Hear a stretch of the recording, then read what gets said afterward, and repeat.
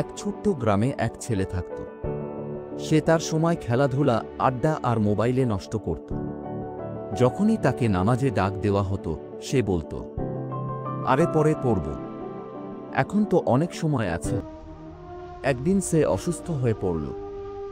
Doctor বলল, তোমার জীবনে সময় খুব কম বাকি। ছেলেটা কাঁদতে কাঁদতে বলল, আমি নিয়মিত নামাজ পড়তাম, আমি সময় নষ্ট না করে আল্লাহর ইবাদতে ব্যয় করতাম।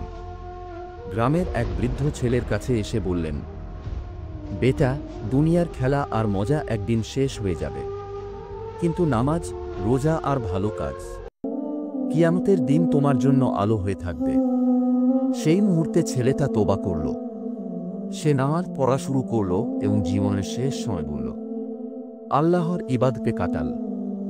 গল্পের শিক্ষণীয় অংশ, সময়কে কখনো নষ্ট করো না, নামাজ কখনো মিস করো না।